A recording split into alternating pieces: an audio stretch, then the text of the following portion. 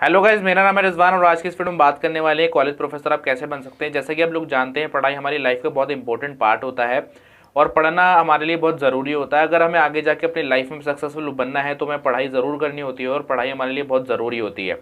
कुछ लोगों को पढ़ने और पढ़ाने में इतना इंटरेस्ट होता है कि वो अपना करियर आगे जाकर टीचिंग लाइन में बनाना चाहते हैं। कुछ लोग टीचर बनना चाहते हैं, कुछ लोग प्रोफेसर बनना चाहते हैं। तो इस वीडियो में हम बात करने वाले हैं आप कॉलेज प्रोफेसर कैसे बन सकते हैं। कॉलेज प्रोफेसर बनने के लिए आपको काफ़ी सारे एग्जाम देने होते हैं, काफ़ी हार्डवर्क करना होता है। तो कॉलेज प्रोफेसर बनने के लिए आपको क्या क्या करना होगा, कॉलेज प्रोफेसर बनने के लिए आपको कौन सा एग्जाम देने होते हैं, कौन सी पढ़ाई करनी होती है, ये सारी चीज़ें इस वीडियो में आपको बताने वाला हूँ।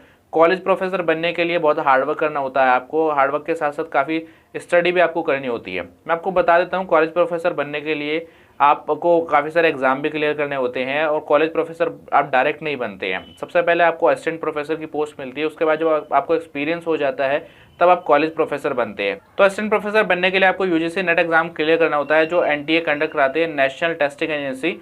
उसके बाद आप एलिजिबल हो जाते हैं असिस्टेंट प्रोफेसर पोस्ट के लिए, आप यूनिवर्सिटी में अप्लाई कर सकते हैं। तो असिस्टेंट प्रोफेसर ये कॉलेज प्रोफेसर कैसे बने, तो सारी चीज़ें हम बात करने वाले इस वीडियो में। तो वीडियो को शुरू से लेकर लास्ट तक देखिए। अगर आप हमारे चैनल पर फर्स्ट टाइम आए हैं, चैनल को सब्सक्राइब कर दीजिए और बेल आइकन को प्रेस कर दीजिए। तो बात कर लेते हैं क्वालिफिकेशन की। असिस्टेंट प्रोफेसर बनने के लिए सबसे पहले आपको ग्रेजुएशन पूरी करनी होगी। ग्रेजुएशन में मिनिमम 50% मार्क्स होने चाहिए आपके। उसके बाद आपको पोस्ट ग्रेजुएशन करने होंगे, उसमें मिनिमम 55% मार्क्स होने चाहिए। उसके बाद आप पीएचडी करेंगे। पोस्ट ग्रेजुएशन, ग्रेजुएशन और पीएचडी उन सब्जेक्ट में आप करेंगे जिस सब्जेक्ट का आपको प्रोफेसर बनना है। तो आप एलिजिबल हो जाते हैं यूजीसी नेट एग्जाम के लिए। तो बात कर लेते हैं एज लिमिट की। एज लिमिट की बात करें तो यूजीसी नेट में कोई एज नहीं होती है, कोई भी यूजीसी नेट एग्जाम दे सकता है। और बात करें अगर जेआरएफ की, जूनियर रिसर्च फेलोशिप की, तो उसमें कैंडिडेट की एज 21 से 28 होनी चाहिए। एससी एसटी और ओबीसी के लिए 5 साल की छूट होती है इसके अंदर। तो ये एज लिमिट होती है एक असिस्टेंट प्रोफेसर बनने के लिए। तो बात कर लेते हैं एग्जाम पैटर्न की। यूजीसी नेट एग्जाम पैटर्न के अंदर मैं आपको बता दूं, 2 पेपर आपको देने होते हैं। दोनों की टोटल ड्यूरेशन 3 घंटे की होती है।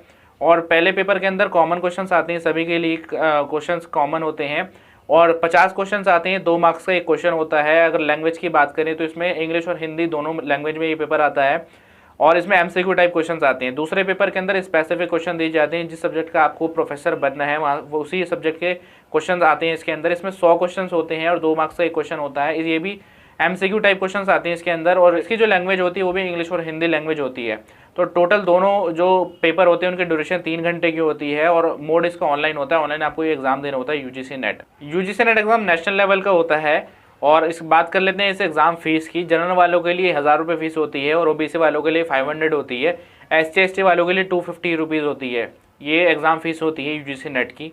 तो बात कर लेते हैं एसएलईटी की, स्टेट लेवल एलिजिबिलिटी टेस्ट की। एसएलईटी एग्जाम देने के बाद भी आप असिस्टेंट प्रोफेसर बन सकते हैं। ये स्टेट लेवल का होता है और इस एग्ज़ाम को क्लियर करने के बाद आप उस स्टेट के अंदर असिस्टेंट प्रोफेसर पोस्ट के लिए अप्लाई कर सकते हैं। तो एसएलईटी एग्ज़ाम देकर भी आप असिस्टेंट प्रोफेसर बन सकते हैं। तो ये सारा प्रोसेस होता है असिस्टेंट प्रोफेसर बनने का। जब आपको एक्सपीरियंस हो जाता है, आप कॉलेज प्रोफेसर बन जाते हैं, तो इस सारे प्रोसेस को फॉलो करके आप असिस्टेंट प्रोफेसर बन सकते हैं। तो कॉलेज प्रोफेसर कैसे बने, जैसे कि मैंने आपको बताया कि सबसे पहले आपको 12th पास करने होंगे, मिनिमम 50% मार्क्स लाने होंगे। उसके बाद आप ग्रेजुएशन करने होंगे। ग्रेजुएशन आप उस सब्जेक्ट में करें जिस सब्जेक्ट का आपको प्रोफेसर बनना है। तो ग्रेजुएशन में आपको मिनिमम 50% मार्क्स लाने होंगे। उसके बाद आप पोस्ट ग्रेजुएशन करेंगे। पोस्ट ग्रेजुएशन में आपको मिनिमम 55% मार्क्स लाने होंगे और पोस्ट ग्रेजुएशन भी आप उस सब्जेक्ट में करेंगे जिस सब्जेक्ट का आपको प्रोफेसर बनना है। उसके बाद आप पीएचडी करेंगे। पीएचडी करने के बाद आप एलिजिबल हो जाते हैं यूजीसी नेट एग्जाम के लिए। तो ये सारी चीज़ें करने के बाद आप यूजीसी नेट एग्ज़ाम क्लियर करेंगे और यूजीसी नेट एग्ज़ाम क्लियर करने के बाद आप एलिजिबल हो जाते हैं असिस्टेंट प्रोफेसर पोस्ट के लिए। तब आप किसी भी यूनिवर्सिटी में असिस्टेंट प्रोफेसर पोस्ट के लिए अप्लाई कर सकते हैं। तो ये सारा प्रोसेस होता है कॉलेज प्रोफेसर बनने का। असिस्टेंट प्रोफेसर पोस्ट जब आपको मिल जाती है, असिस्टेंट प्रोफेसर आप बन जाते हैं, उसके बाद आपको एक्सपीरियंस होगा वहाँ पे पढ़ाने का। उसके बाद एक्सपीरियंस के बाद आप कॉलेज प्रोफेसर बन जाते हैं। तो ये सारा प्रोसेस होता है एक कॉलेज प्रोफेसर बन। बात कर लेते हैं सैलरी की। असिस्टेंट प्रोफेसर की अगर सैलरी की बात करें तो मिनिमम सैलरी 30,000 से 50,000 तक होती है। स्टार्टिंग में आपको 30,000 से 50,000 तक पर मंथ सैलरी मिल सकती है असिस्टेंट प्रोफेसर पोस्ट के लिए। उसके बाद जब आपको एक्सपीरियंस हो जाता है, आप कॉलेज प्रोफेसर बन जाते हैं, आप प्रमोट हो जाते हैं कॉलेज प्रोफेसर पोस्ट पर, तब आपकी सैलरी 50,000 से 1 लाख तक हो जाती है पर मंथ।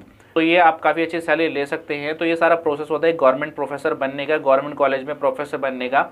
तो ये सारा प्रोसेस फॉलो करके आप गवर्नमेंट प्रोफेसर बन सकते हैं। तो फिलहाल इस वीडियो में इतना ही। आई होप आपको वीडियो पसंद आई होगी। अगर आपको वीडियो पसंद आई तो लाइक कर दीजिए, शेयर कर दीजिए, चैनल को सब्सक्राइब कर दीजिए और बेल आइकन को प्रेस कर दीजिए।